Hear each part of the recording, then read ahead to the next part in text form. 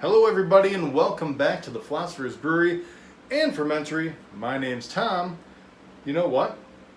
The sun's shining, my grapes are done growing, and they're ready to be picked. It's that time of year to make a really good wine, and I am ready. How about you? Huh? Well then let's get to work. Let's go. Well, the first thing we do is get out our one step. Speaking of one step, if you want to sponsor this video, one step people, I'd be glad to take your money.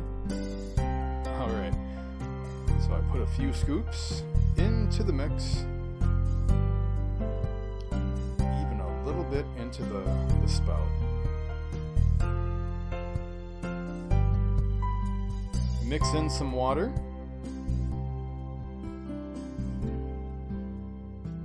Let's just top it off.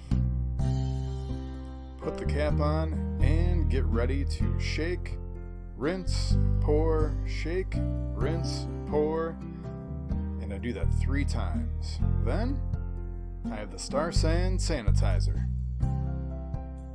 I add some water and give it a little shake. Oh, you know what you should do? Secure the top so it doesn't spill all over your shirt. I might have learned that lesson.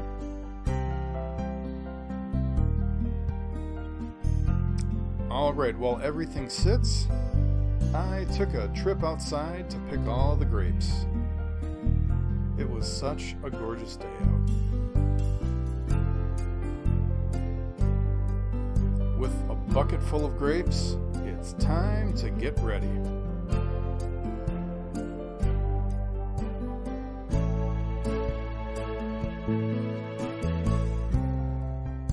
Give the bucket a final rinse, dump it all out, make sure it's sanitized and ready for the grapes. I put my brew in the bag inside the bucket so I can capture as many washed grapes as possible.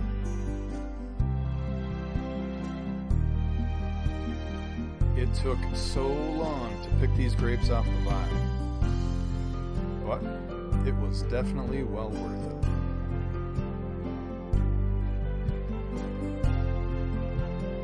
Look at all those grapes. I'm excited.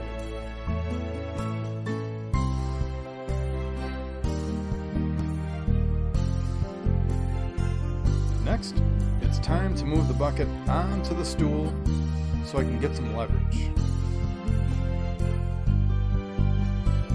As the water heats up, I press into the grapes as much as possible, pulling all of the juice out, or as much as I can.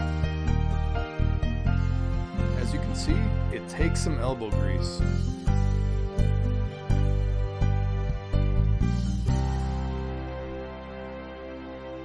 Now I put my grapes onto the stool yet again, take off the lid, pour in the hot water. The hot water takes off as much wild yeast as possible, and I know there will be some yeast left over. But if we can take care of as much as possible, that will help. I put the top back on, put in the airlock, and let it sit for 1 whole week. After the week is up, I get out my carboy, take off the top, and of course, the one step. I pour in a few scoops, fill it with water, and get ready for the sensual part, the scrubber. Once the scrubbing is over, it's time to rinse. And shake. And pour. I do that 3 times.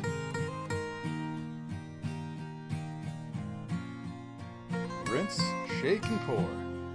And then I saved some of the sanitizer for later because I knew I would use it again.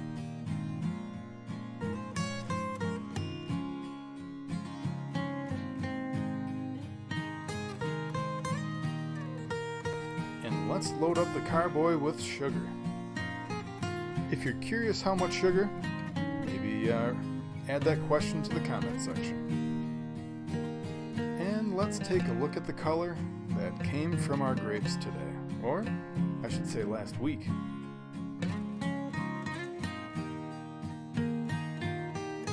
Look at that color, especially against the sugar.